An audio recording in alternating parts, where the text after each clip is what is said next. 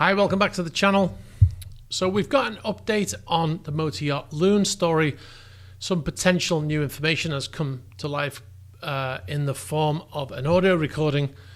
Now, since motor yacht Loon's captain allegedly crashed the chase boat onto the rocks in St. Bart's on the 21st of December 2024, a lot has changed for the high-profile charter yacht. Now, the exodus that ensued seems to be based on the captain's behaviour after the incident, according to a number of posts on social media by now former crew, some of those posts were later removed. Now, shortly after the incident, a statement was posted on the Patreon page of Motor Yacht Loon saying that the incident was not that serious as media outlets were portraying. The statement was signed The Loon Crew, but the Patreon page is controlled by Captain Paul Clark, who was at the time the skipper of Motor Yacht Loon. The statement was fiercely criticised by members of the crew who'd been on board the tender during the crash, as you can see in these posts on Instagram. Not long after the Patreon post, the original one, was removed. An audio recording of somebody close to the crew has surfaced, which, if true, sheds light on what happened on board Real Wild, that was the name of the chase boat, or the tender, that night. We're going to play a portion of it shortly.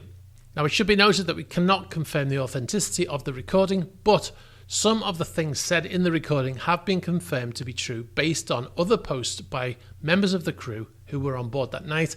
We'll play that for you now. So, and the Loon crew went out for a Christmas dinner in St. Bart's because they're supposed to pick up charter soon, so they did their Christmas dinner early. Anyways, so now they're all drinking at this restaurant, but obviously now Loon is anchored out in the open water and the restaurant is, I don't know where, somewhere on the island. So the tender was taking them, Paul, the captain, was taking them on the tender to the location to have the dinner. So they all have dinner and they all get so drunk. But 4 people leave early, so they leave back to Loon earlier than everyone else. So now there's 11 people having dinner still. So now they're all hammered. Okay, then Captain Paul decides that he's going to operate the tender while he's that drunk. And now this is the captain that I've been telling you all the shit about, where it's not what it seems like on Instagram or on social media at all. So he's like, no, I'm going to operate the tender, everyone will be fine. Everyone gets on the tender. Now they're busy playing stupid games, and now they push Tristan off. I don't know if the tender was moving or it was still, but they push Tristan off while they're in the water, and it's completely dark. It's like 9 o'clock, 10 o'clock in the evening, completely dark, and they push Tristan off the tender when he's absolutely hammered. He's so drunk, so now you push a drunk person into the water. Firstly, they can easily drown, and it's dark, and then they literally continue moving forward. Paul continues moving forward, and Tristan's just swam 200 meters forward while it was completely dark and whatever. So then after they, a few of them kept pushing each other in, then now Paul is operating the tender to go back to Loon, and he beaches the tender onto the rocks. Well, everyone on the crew said that he was being a really reckless driver, and he was hitting buoys to the sand and going super fast and turning around corners super fast. And then he went onto the rocks, and everyone got injured. One of the girls, Natalia, she fell over the tender onto the rocks and got badly hurt. She cut her lip open completely, where it looks like she has a cleft palate because it's completely separated. It's split down the middle, and then she lost most of her top teeth. So even the teeth at the back she lost because of the impact when she hit the rocks. She could have easily died, and everyone on the boat could have easily died. And other people were unconscious for a few minutes and had concussions, and other people went flying and hit the roof of the tender and fell to the back, and it was a really bad accident.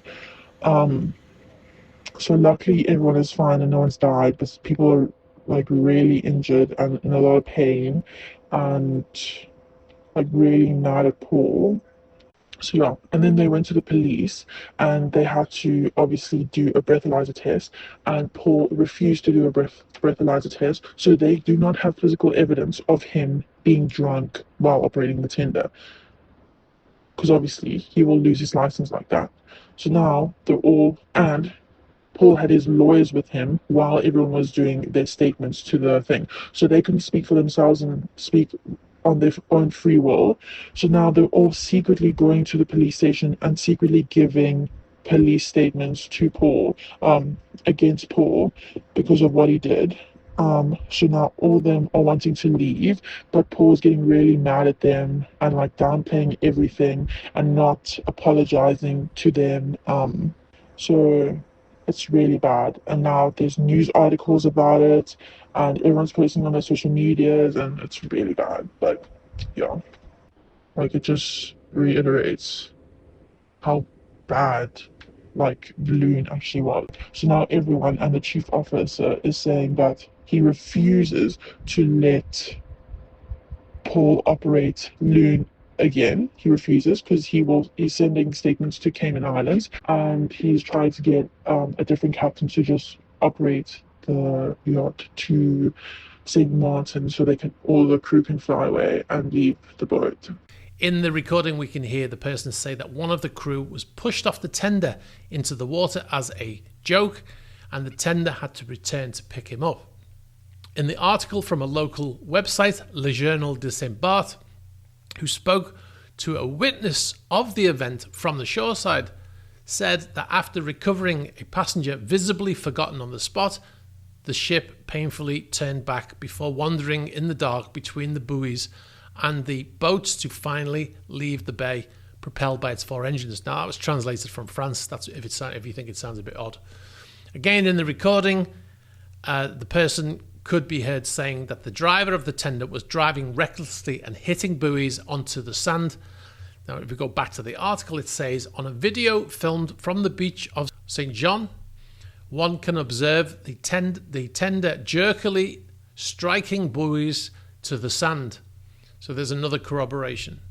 Now, the reporter clearly has seen a video from probably one of the locals, presumably, showing the poor driving actually happening before the grounding, which seems to corroborate more of that audio recording.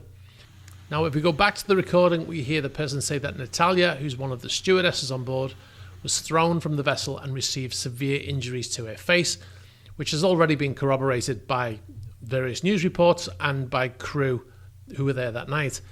And we know that she was airlifted to a hospital in Miami for treatment. Now, we tried contacting the yacht and the captain on social media many times after the grounding. We never received any replies from either. We tried again in the last couple of days to contact the vessel through their website to ask about the various aspects of this story and to ask if they could give us an update on the condition of the female who was injured. We did not receive any reply.